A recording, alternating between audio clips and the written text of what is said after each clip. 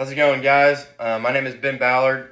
I'm a former student athlete at the University of Texas, and I want to thank you guys for listening to my presentation today. So I want to start out think about this. You're the University of Texas head football coach. Your name is Steve Sarkisian. It's a week before your last game of the season, bowl game, and you get a notification when you get home one night. Your star receiver is thinking about entering the transfer portal. This is a guy you spent 3 years recruiting out of high school. You went to California, watched him play his high school games, visited him at his high school. He gets to college. You spend all this time, money, and effort making him into the player that he is. And so you call him up because you're thinking about all these things. You're like, "What's up, dude? Like, why are you unhappy?" He's like, "I'm not unhappy. I'm getting offered $3 million to do the same thing in another school." So while you do understand what he's thinking and why he might be leaving, you're also like, okay, with this new, NIL world we're living in, it's kind of making college into a free agency sort of, thing. So, and there's no rules. So my solution to this, if you go on to the next slide, is I think graduation bonuses is the perfect solution to this. And I have 3 reasons why.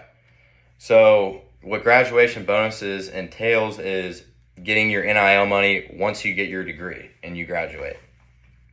So my first reason why I think this is a good solution is, let's talk about the NCAA for a second. So what are their core value? What is their core values? So the biggest one that I can think of is amateurism. They truly value amateurism. They don't want to be, a professional sport at the college level. They want you to be a college kid, student athlete. They want you to get your degree. So what this does to benefit the athlete as well is, I believe the fact is, if you have a college degree, you make 40% more money than somebody who doesn't have a college degree on average. So what this does is, if you think about it, young people tend to kind of not really think about things that may affect them later on in their life because we're kind of young and stupid. And I think that if you put a rule like this into play, it really kind of makes the student athlete, get their degree, and because it's a better decision for them down the line, but they may not realize it at the time. So yes, moving on.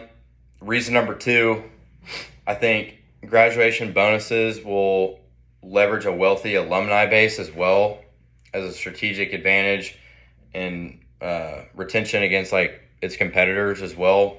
If you look at the University of Texas, for example, since 2017, they made $200 million a year in revenue from football. So obviously you have a wealthy fan base and alumni network. So that'll bring the alumni, back to the school and to give back, and it'll also, get those student athletes connected with that alumni network, and forever connect them to their school. So I think that's very beneficial for both sides. And then moving to reason number 3, graduation bonuses are very possible right now in the Texas NIL environment because there are no rules as of right now when it comes to receiving graduation bonuses from NIL. So I think that is something that we can really use to our advantage. And, I really believe that is kind of a big thing that we could take advantage right now. Moving along, the one counter argument I could see from this is we could expect to see, oh, well, you're just kind of paying to play. But,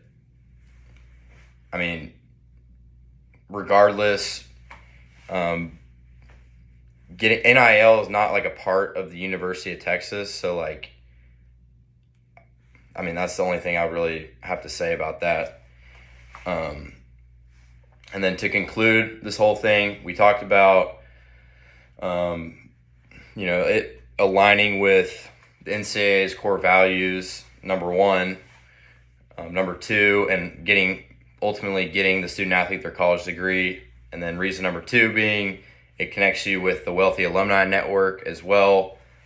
And then reason number three being taking advantage of the laws in place in the state of Texas, because NIL is based off of state rules as of right now.